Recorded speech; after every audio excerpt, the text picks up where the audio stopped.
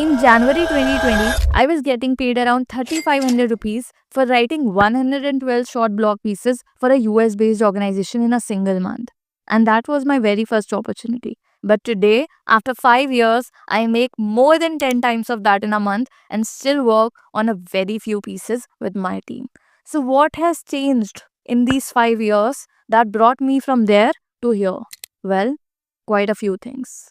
But today, I'm specifically going to talk about pricing because if I did not know how much to charge, how to increase my rates, how I can strategically move ahead with my pricing, then I wouldn't be here where I am today. So, today I'll be covering everything you need to know about pricing your services as a freelancer, different methods, then strategies, what is best for you, and more. So, stick to the end and make sure to subscribe to my channel before you move forward. Let's get started. 5 different ways in which you can charge from your clients and make money.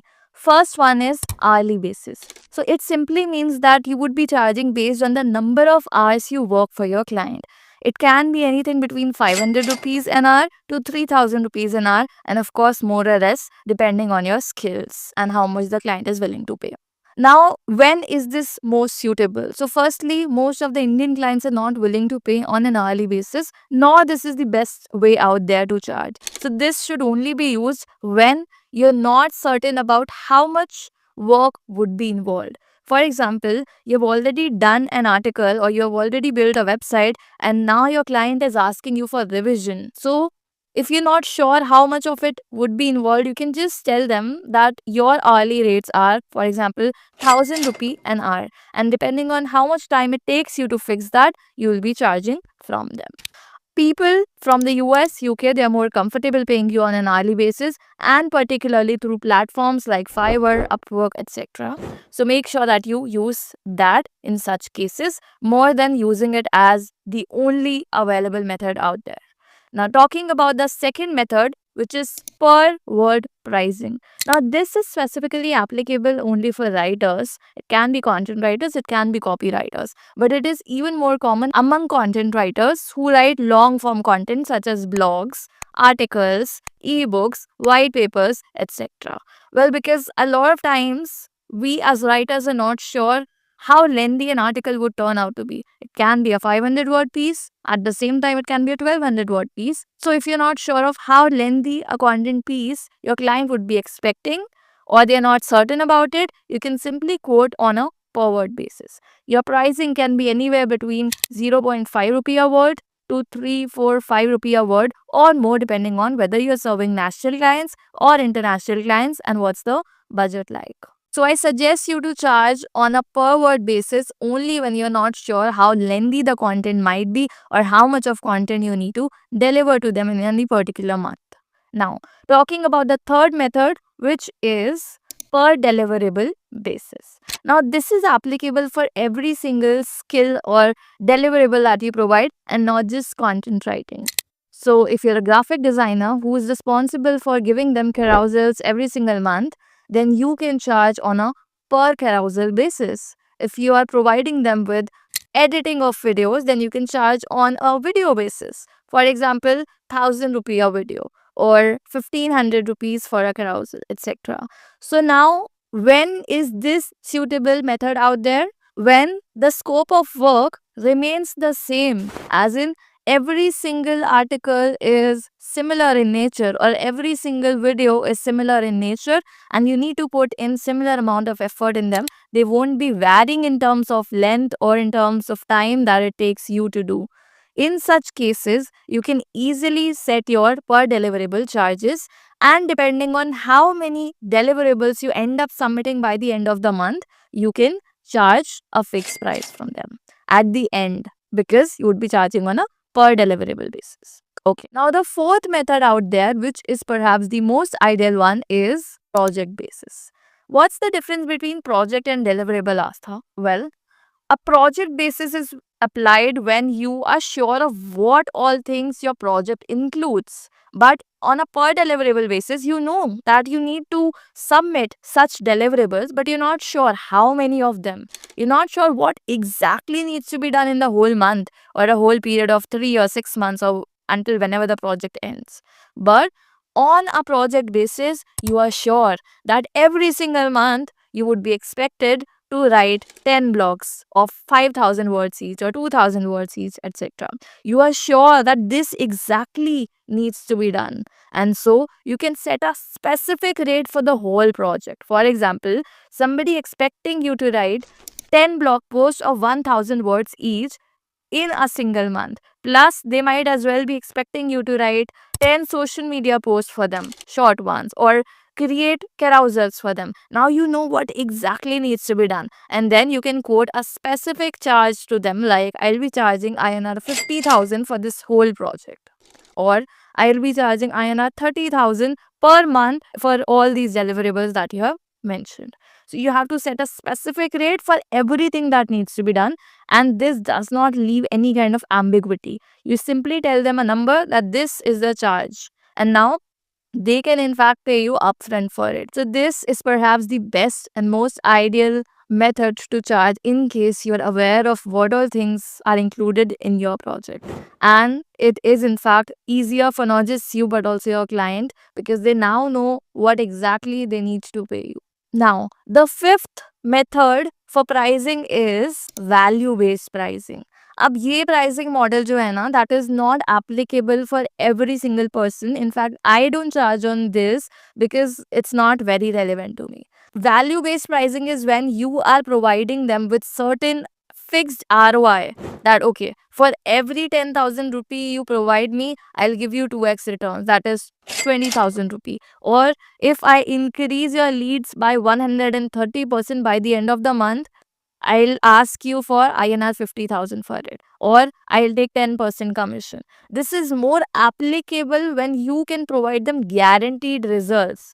But if your skills are something like blog writing, video editing, logo designing, etc., you cannot do that. However, if you provide services like Google Ads, Facebook Ads, or lead gen, etc., in that case, you can surely fix this value based rate or commission, and this is going to get you paid a lot of money, because everybody out there is looking for guaranteed results. And if you can guarantee them some results and get them those results, you can charge a lot more money than most other freelancers out there. So depending on whether you can implement it or not, you can go ahead with it. So I hope that you got clarity on what pricing model is best for you at this moment. If you're a beginner, start with per word pricing. If you are somebody who's not sure of the scope of work, charge on an hourly basis. If you work on any deliverable but you're not sure how many of them you need to give in a month, charge on a per deliverable basis. If you know what exactly needs to be done in a month or as a part of whole project, then charge on a project basis. And if you can bring them tangible results guaranteed, then charge on a value based pricing. Now, I'll also give you a pricing formula that would help you calculate your prices easily. If, for example, you want to save 50,000 every single month, plus you know that your monthly expenses are 10,000 in a month, and you want to invest 20,000 every single month, that would be 60 plus 10 plus 20, which is 90,000. And for example, you know that your monthly taxes would be around 10,000. So you need 1 lakh rupee in a month, okay? That is your expenses plus your investment plus your savings plus your taxes. You need to calculate them all based on how much you expect them to be or want them to be, and come up with that number, which would be 1 lakh in this case. Now, you need to think about how many hours can you work in a month, and how you can do that. Calculate by starting off with the number of days you can work. For example, 20 days. Okay. Now, on a daily basis, how many hours can you spend working? For example, it can be 8 hours. So that would be 160 hours, which you can work every single month. Now your goal was to make 1 lakh rupee a month. So just divide 1 lakh by 160 and you will get your hourly rate. For example, in this case, it would be around 625 or so, right? So now you know how much you need to quote on an hourly basis. But you, like, even if you want to choose any other method, you can still use this formula. For example, if somebody is asking you for how much you would be charging for any particular blog that is of 1,000 word. Now, if you think that particular blog will take you like 3 hours, you know your hourly rate, right? It would be 625 rupees. So 625 into 3, I think it would be somewhere around 1900 rupees. So you can just go 2000 rupees for that particular blog. Isn't it amazing? Well, yes, you just need to think about how much money you need in a month and divide it by how many hours you can work in a month. That would give you a number that you should charge and quoting to your prospects. So I hope that helps you charge the ideal amount you should be charging to fulfill your goals. Okay, now based on whatever level you are currently at, I have a few tips for you. So if you are a beginner, I would say avoid two things completely. One, feeling shy while quoting your rates, and two, being very choosy about the projects that you're going to work on. I've seen beginners make these mistakes all the time, and that leads to failure. That is the reason why they're not able to step ahead. That they feel hesitant to quote their rates. They feel like they're just a beginner, so they cannot ask for a number and more. And some beginners, they're pretty choosy in terms of this, that, oh, the client is only ready to pay me this much. Why should I work for it? Well, because you're just getting started. So your priority should be to get the experience more than the price, right? Now, if you're somebody who is in the mid level, that you're not charging a lot, you're not making a lot of money, but at the same time, you're not a beginner, you're not absolutely struggling. So, one tip for you is to determine your charges before you get on a discovery call or a sales call. Because a lot of times people randomly ask you for your rates right on the call, and you are like clueless. How much would I be okay with? Or would this pricing work for me or not when they're asking you about it? Well, make sure that you have an estimate with you ready before you hop on a call, so that at least you don't waste their or your time and you're very clear about it. If you are not sure, then you can still calculate the final price right after the call, but at least give them this idea that my rates start at this, or I'll be charging anywhere between this and this. If it works for you, let me know. It's very important for you as it will help you save a lot of time and energy. Okay, now the tip for experienced freelancers is, if your prospect is willing to negotiate with you about the rates, then make sure to also negotiate with them about the scope of work. For example, somebody tells me, Astha, the best we can pay you is 50,000 in a month, even though I quoted them 75,000. Okay. Now they're asking me whether I'm still interested in working with them or not. Well, I don't want to lose the deal. But at the same time, I cannot do it all for them for 50,000 in a month, which I expected to complete for 75,000. So what I would do instead is, hey, sure, I think 50,000 budget, if that's best for you, I can work. However, I'll only be able to deliver this and not this. So I'll negotiate that I can do this for you, but I cannot do this. For example, I can't do keyword research for you within this amount. You'll have to provide me with the keywords, and based on that, I'll create the content for you. Or I can't do 8 blogs within that budget, but sure, I can do 6 blog pieces. So now when you negotiate, it becomes a fair deal, right? And your clients would even see you as somebody who has authority, somebody who is not just getting influenced by their negotiation, and you're also thinking about yourself and your work practically. Somebody who knows their business and is in demand, which is why you're not absolutely agreeing to work on their terms. I hope that helps. Okay, so we are towards the end of the video, and now what are the next steps for you? Your homework is basically to first calculate your minimum rates below which you would not be working with any client.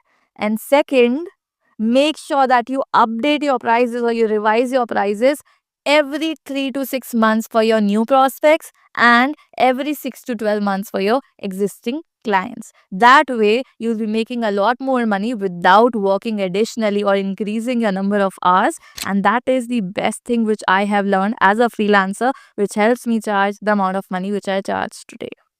I hope this video was helpful to you. Well, let me know in the comments if you have any questions related to pricing, or you want to know about average industry rates, about any skills or services which you offer.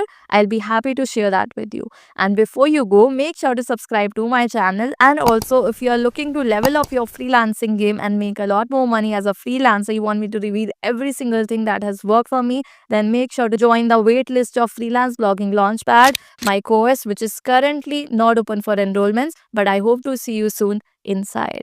I'll see you in the next video. Bye.